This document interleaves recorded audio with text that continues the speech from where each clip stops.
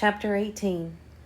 Brian worked around the tail of the plane 2 more times, pulling himself along on the stabilizer and the elevator, but there simply wasn't a way in. Stupid, he thought. I was stupid to think I could just come out here and get inside the plane. Nothing is that easy. Not out here, not in this place. Nothing is easy. He slammed his fist against the body of the plane, and to his complete surprise, the aluminum covering gave easily under his blow. He hit it again, and what's more, it bent and gave, and he found that even when he didn't strike it but just pushed it, it still moved. It was really, he thought, very thin aluminum skin over a kind of skeleton, and if it gave that easily, he might be able to force his way through. The hatchet. He might be able to cut or hack with the hatchet. He reached to his belt and pulled the hatchet out, picked a place where the aluminum gave to his push, and took an experimental swing at it. The hatchet cut through the aluminum as if it were soft cheese. He couldn't believe it. 3 more hacks and he had a triangular hole the size of his hand, and he could see 4 cables that he guessed were the control cables going back to the tail.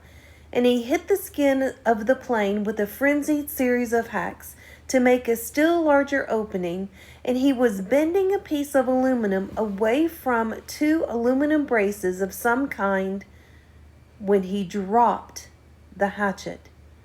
It went straight down past his legs. He felt it bump his foot and then go down into the water, and for a second he couldn't understand that he had done it. For all this time, all the living and fighting, the hatchet had been everything. He had always worn it. Without the hatchet, he had nothing. No fire, no tools, no weapons. He was nothing. The hatchet had been him, and he had dropped it. Arrgh! He yelled it, choked on it, a snarl cry of rage at his own carelessness. The hole in the plane was still too small to use for anything, and now he didn't have the tool. That was the kind of thing I would have done before, he said to the lake, to the sky, to the trees. When I came here, I would have done that. Not now, not now. Yet he had. And he hung on the raft for a moment and felt sorry for himself, for his own stupidity. But as before, the self-pity didn't help, and he knew that he had only one course of action. He had to get the hatchet back. He had to dive and get it back. But how deep was it?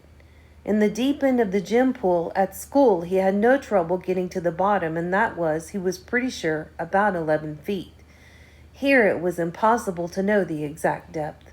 The front end of the plane, anchored by the weight of the engine, was obviously on the bottom, but it came back at an angle, so the water wasn't as deep as the plane was long. He pulled himself out of the water so his chest could expand, took 2 deep breaths, and swiveled and dove, pulling his arms and kicking off the raft bottom with his feet. His first thrust took him down a good 8 feet, but the visibility was only 5 feet beyond that, and he could not see bottom yet. He clawed down 6 or 7 feet, the pressure pushing in his ears until he held his nose and popped them, and just as he ran out of breath and headed back up, he thought he saw the bottom, still 4 feet below his dive.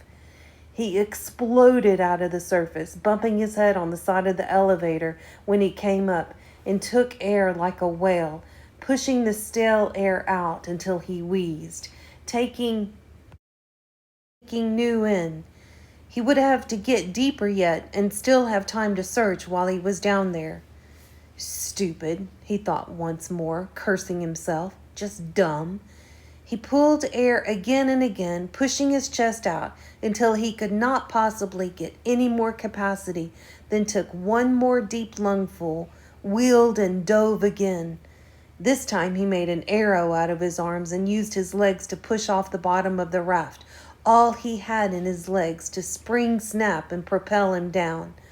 As soon as he felt himself slowing a bit, he started raking back with his arms at his side like paddles and thrusting with his legs like a frog. And this time he was so successful that he ran his face into the bottom mud. He shook his head to clear his eyes and looked around. The plane disappeared out and down in front of him. He thought he could see the window, and that made him think again of the pilot sitting inside, and he forced his thoughts from it. But he could see no Hatchet. Bad error triggers were starting to go off in his brain, and he knew he was limited to seconds now. But he held for a moment and tried moving out a bit, and just as he ran out of air, knew that he was going to have to blow soon, he saw the handle sticking out of the mud. He made one grab, missed, reached again, and felt his fingers close on the rubber. He clutched it and in one motion slammed his feet down into the mud and powered himself up.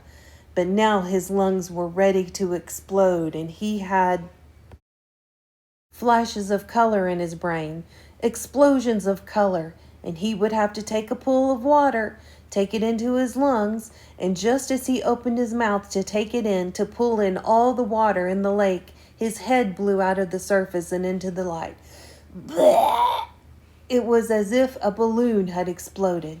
Old air blew out of his nose and mouth, and he pulled new in again and again. He reached for the side of the raft and hung there, just breathing, until he could think once more. The hatchet clutched and shiny in his right hand. All right, the plane. Still the plane. He went back to the hole in the fuselage and began to chop and cut again, peeling the aluminum skin off in pieces. It was slow going because he was careful, very careful with the hatchet.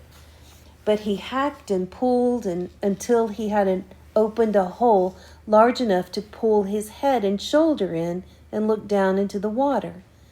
It was very dark inside the fuselage, and he could see nothing, certainly no sign of the survival pack. There were some small pieces and bits of paper floating on the surface inside the plane, dirt from the floor of the plane that had floated up, but nothing substantial. Well, he thought, did you expect it to be easy? So easy that way? Just open her up and get the pack? Right. He would have to open it more, much more, so he could poke down inside and see what he could find. The survival pack had been a zippered nylon bag, or perhaps canvas of some kind, and he thought it had been red or... Was it gray? Well, that didn't matter. It must have been moved when the plane crashed, and it might be jammed down under something else. He started chopping again, cutting the aluminum away in small triangles, putting each one on the raft as he chopped. He could never throw anything away again, he thought, because they might be useful later. Bits of metal, fish arrowheads, or lures maybe. And when he finally finished again, he had cleared away the whole side and top of the fuselage that stuck out of the water, had cut down into the water as far as he could reach, and had a hole almost as big as he was, except that it was crossed and crisscrossed with aluminum, or it might have been steel, he couldn't tell, braces and formers and cables. It was an awful tangled mess. But after chopping some braces away, there was room for him to wiggle through and get inside. He held back for a moment, uncomfortable with the thought of getting inside the plane.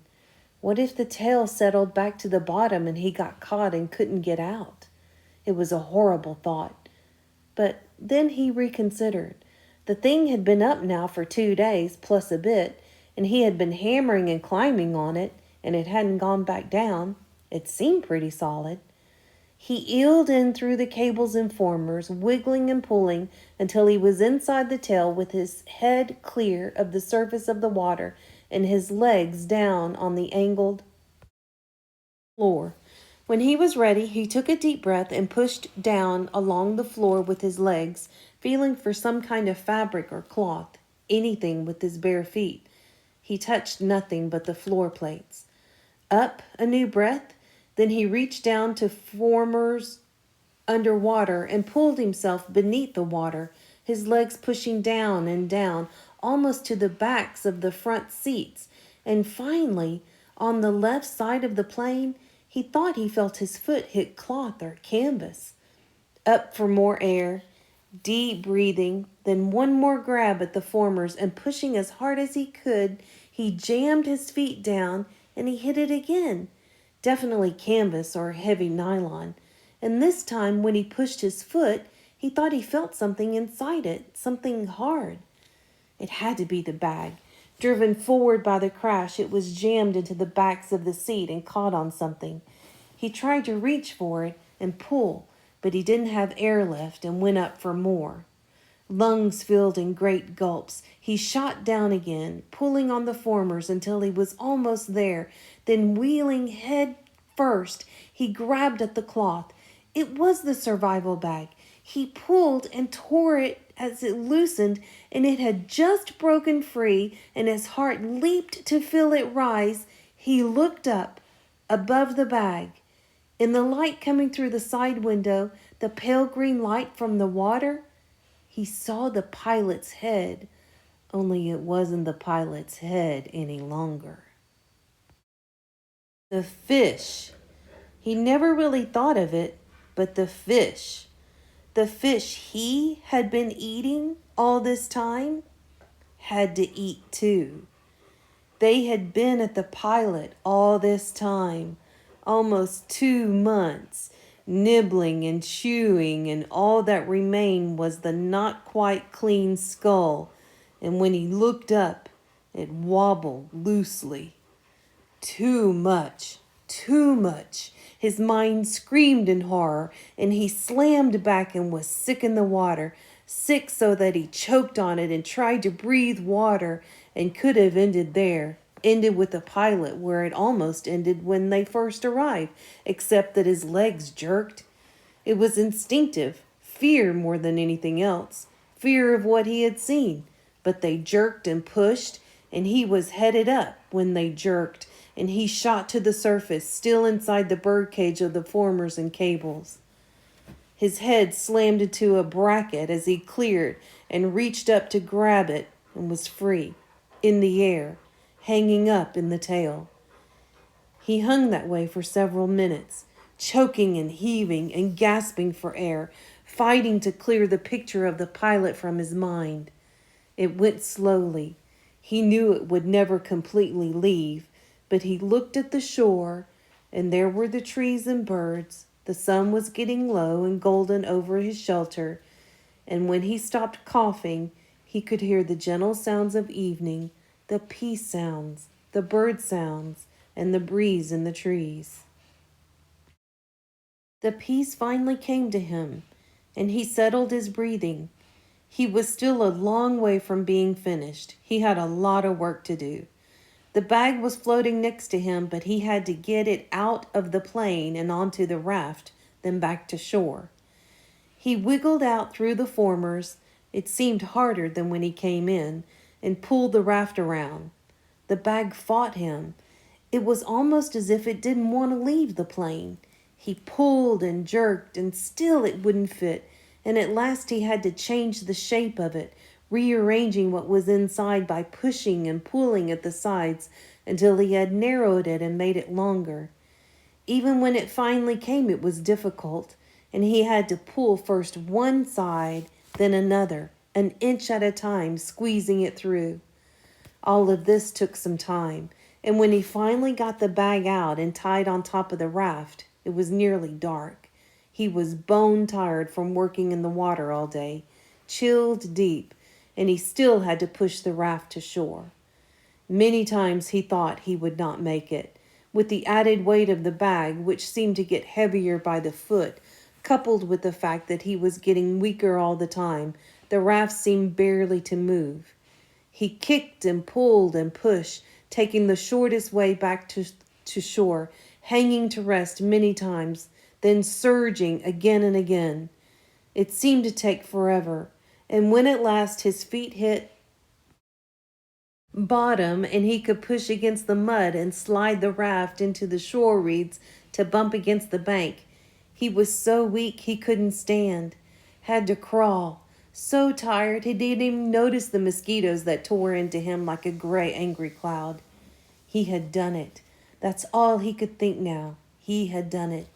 He turned and sat on the bank with his legs in the water and pulled the bag ashore and began the long drag. He couldn't lift it back down the shoreline to his shelter. 2 hours, almost 3, he dragged and stumbled in dark, brushing the mosquitoes away, sometimes on his feet, more often on his knees, finally to drop across the bag and to sleep when he made the sand in front of the doorway. He had done it.